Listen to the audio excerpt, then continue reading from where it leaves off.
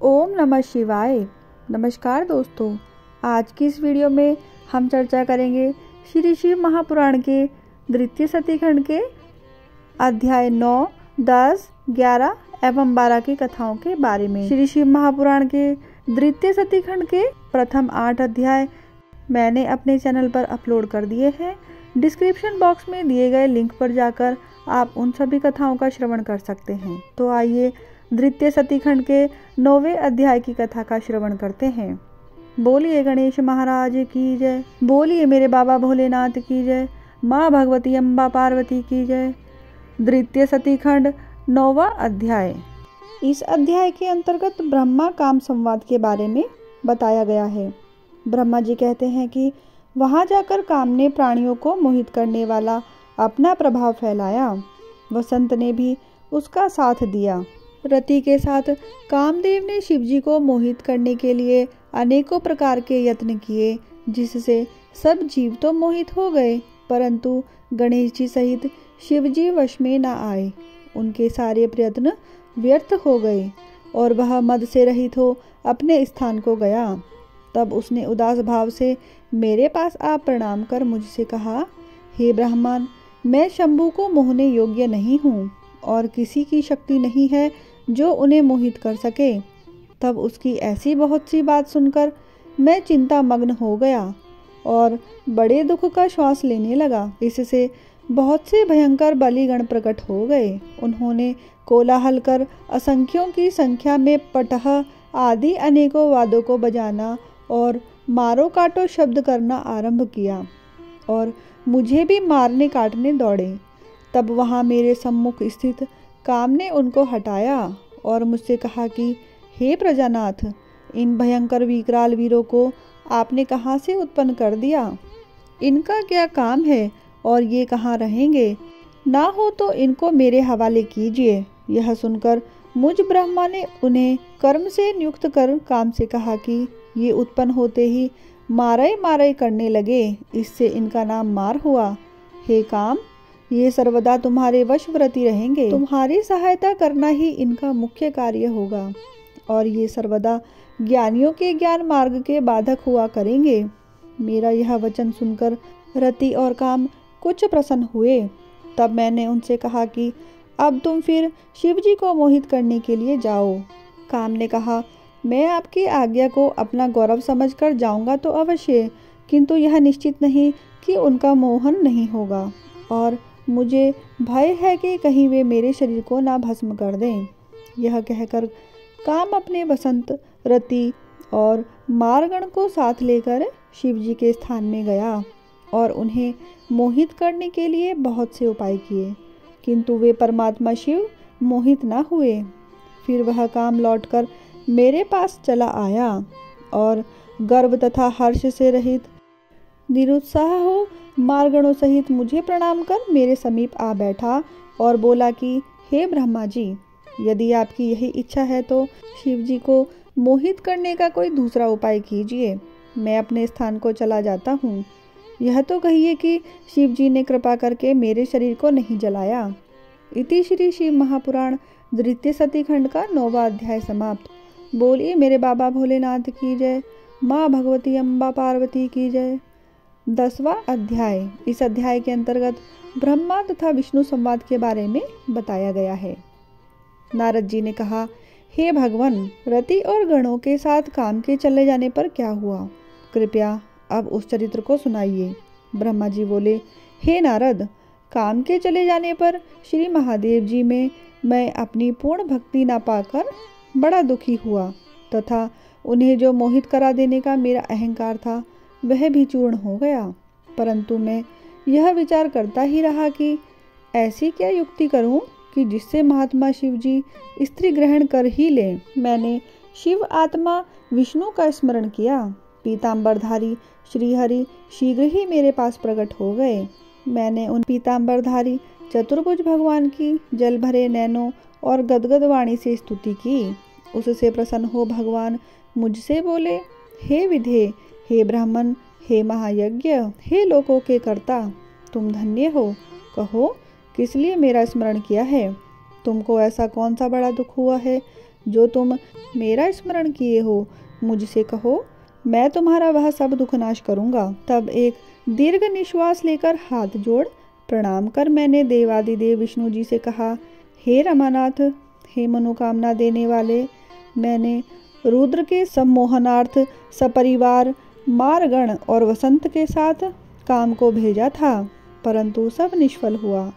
तब शिव तत्व विशारद अखिल ज्ञानी श्री हरि जी मेरे वचनों को सुनकर विस्मित हो मुझसे बोले, हे पितामह, ऐसा तुम क्यों करना चाहते हो?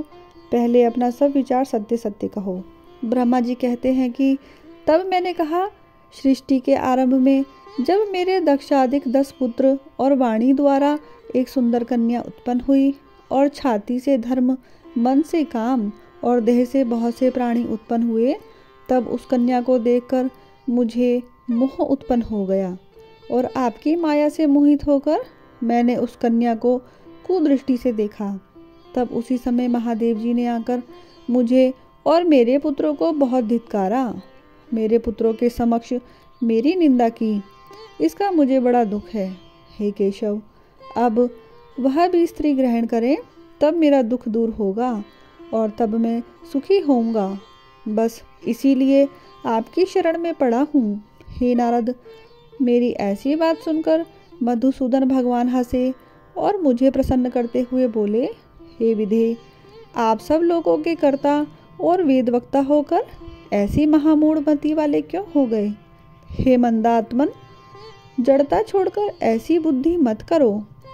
तुम रुद्र रूप शिव जी से ईर्ष्या त्याग दो। यदि तुम्हारे विचार से शिव जी को स्त्री ग्रहण करना ही है तो पार्वती के उद्देश्य से शिव जी का स्मरण करो, तप करो।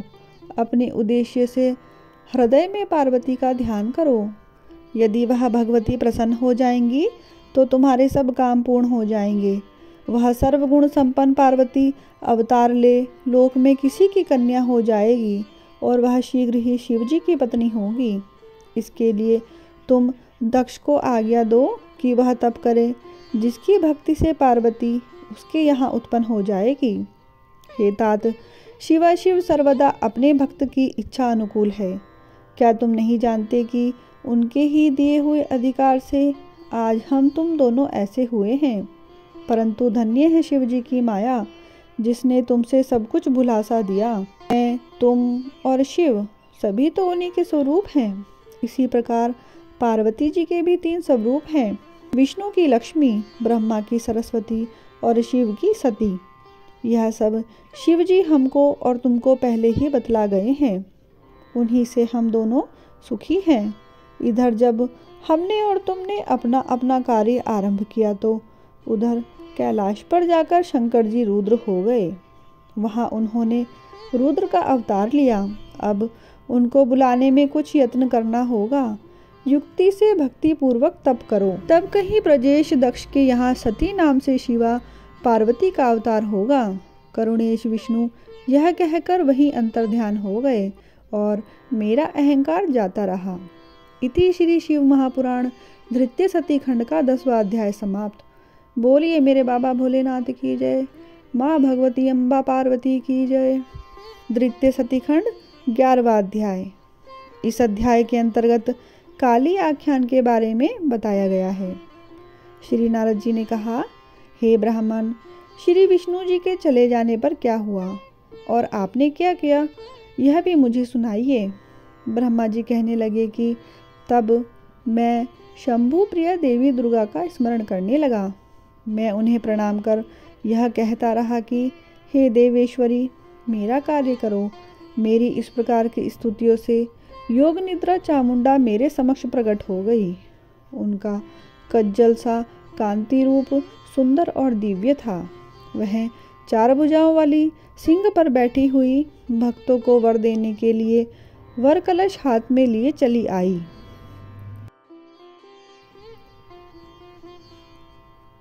उनका शरद की चंद्रमा सा मुख और मस्तक पर चंद्रमा चढ़ाए हुए स्वरूप 3 नेत्र युक्त थे। वह सुंदर सर्वांगी कमलवत चरण में और नखों की अद्भुत कांति से परिपूर्ण थी। मैंने उस शिव शती उमा को प्रणाम कर बड़ी स्तुति की और कहा कि हे जगत की प्रवृत्ति तथा सृष्टि स्थिति की देवी, तुम ही सनातनी शक्ति हो, तुम ही सबको बारंबार मोहती हो और त्रिलोकी की रचना कर उसका संहार करती हो। इसी से हे देवी, तुम गुणों से परे, योगियों से पूजित, उनके हृदय में वास करने वाली और ध्यान के समय उन योगियों के मार्ग में प्रकट हो जाने वाली हो। तुमको मेरा प्रणाम है।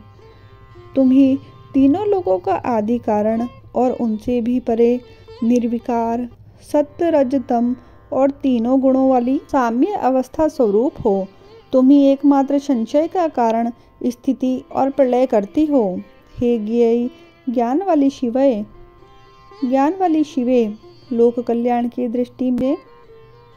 दृष्टि से मैं आपको प्रणाम करता हूँ। ब्रह्मा जी कहते हैं कि जब इस प्रकार मैंने स्तुति की, तब वंदनीय काली जी मुझे जगत सृष्टा से बोली, हे ब्राह्मण, आपने किस लिए मेरी स्तुति की है? मुझसे शीघ्र कहो, मैं उसे प्रसन्नता से करूँगी। तब मुझ ब्रह्मा ने कहा, हे सर्वज्ञ, मैं आपकी आज्ञा से कहता हूँ, मुझ पर कृपा कर सुनिए। मेरा यह मनोरथ मेरे मस्तिष्क में उस समय निकला था जब वे ही शिवजी रुद्र नाम से एक योगी हो कैलाश पर रहने लगे।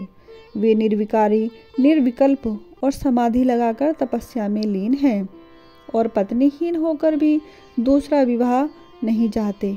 अतः जैसे भी हो, आप उन्हें मोहित कीजिए, दूसरा कोई उनका मन हरण नहीं कर सकता। आप ही दक्ष की कन्या बनकर उन्हें मोहित कर उनकी पत्नी बन जाइए। जैसे आप ही लक्ष्मी रूप से विष्णु को प्रसन्न की हैं, वैसे ही शिव को भी आप ही प्रसन्न करें। फिर स्त्री के कारण ही तो शिव ने मेरी निंदा की। अब मैं देखना चाहता हूँ कि वे स्वयं ही कैसे स्त्री ग्रहण करेंगे। तुमको छोड़कर क्या विष्णु, किसी में भी उनको मोहने की शक्ति नहीं है। लक्ष्मी और कामदेव भी उन्हें नहीं मोह सकते। अतएव आप दिव्य रूप धारण कर दक्ष की कन्या बन जाइए और जब मैं अनुरोध करूं तब योगी शंकर की पत्नी बन जाइए। क्षीर सागर के उत्तरी तट पर आपकी प्राप्ति के लिए प्रजेश दक्ष तपस्या कर रहे हैं। ब्रह्मा जी कहते हैं कि जब मैंने ऐसा कहा तब वह जगत माता देवी चिंतित और मन से आश्चर्य करती हुई बोली।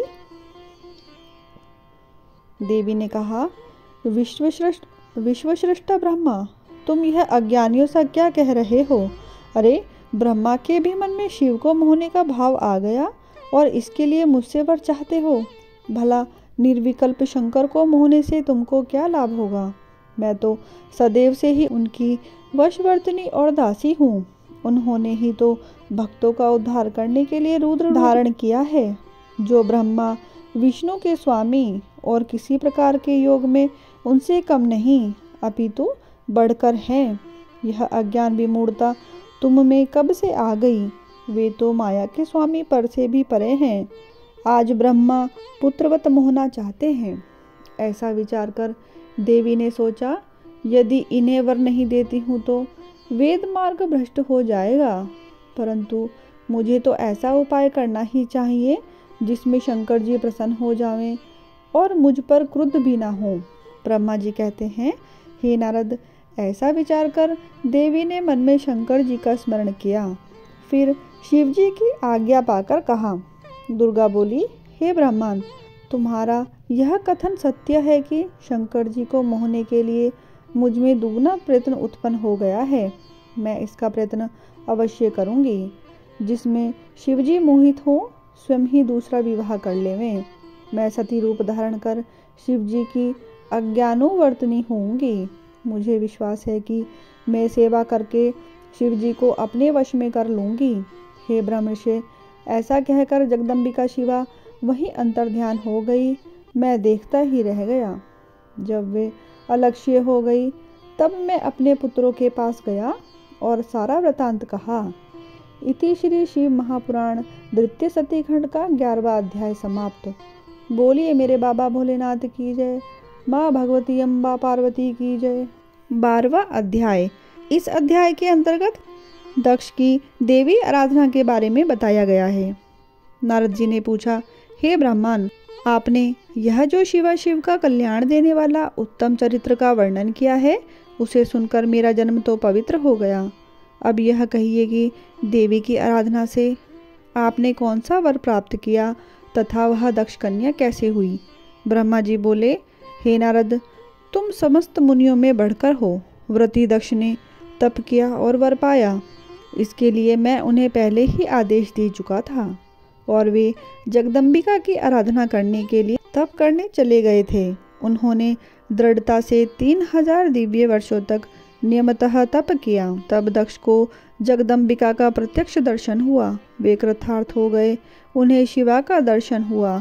शिवा दक्ष के मनोरथों को पहले से ही जानती थी। उन्होंने दक्ष से वर मांगने को कहा। दक्ष ने देवी से कहा, मेरे पूर्ण अवतार स्वामी शंकर रुद्र नाम से ब्रह्मा के पुत्र रूप में अवतार लिए हैं और तुम्हारा अभी अवतार नहीं हुआ है। तब शिव जी की पत्नी कौन हो? तुम ही उनको मोहित कर उनकी पत्नी बनो। स्वामी ब्रह्मा जी ने मुझे भेजा है। तब जगदम्बिका ने उन्हें यह वर दे दिया कि मैं तुम्हारी स्त्री से पुत्री के रूप में उत्पन्न होंगी और कठिन तप कर शिव जी की पत्नी बनूंगी। विष्णु जी की भी सेव्य निर्विकारी। शिव जी बिना तप के नहीं प्राप्त हो सकते। पर मेरी प्रतिज्ञा स्मरण रखना, मेरा कहना असत्य नहीं हो सकता। यदि तुम मेरा अपमान करोगे तो समझ लेना कि मैं अपना शरीर त्याग दूंगी, क्योंकि मैं तो प्रत्येक जन्म में तुम्हारी ही कन्या बनना चाहती हूँ और सर्वदा शिव जी की पत्नी बनती रहूंगी। मेरा यह दृढ़ निश्चय है और यही वर मैं तुमको देती हूँ। दक्ष को ऐसा वर देकर देवी अंतर्ध्यान हो गई। दक्ष अपने घर गए और देवी मेरी कन्या होगी, उन्हें इस विचार से बड़ी प्रसन्नता हुई। इति श्री शिव महापुराण द्वितीय सतीखंड का 12वां अध्याय समाप्त। बोलिए मेरे बाबा भोलेनाथ की जय। माँ भगवती अम्बा पार्वती की जय। आशा करती हूँ कि मेरे बाबा भोलेनाथ की ये परम मंगलमय कथा आप सभी तक पहुँचाने का मेरा यह प्रयास सफल रहेगा। अगर आपको मेरी यह वीडियो पसंद आई है तो कमेंट बॉक्स में ओम नमः शिवाय अवश्य लिखें। वीडियो को लाइक करें, शेयर करें और चैनल को सब्सक्राइब करना ना भूलें। धन्यवाद।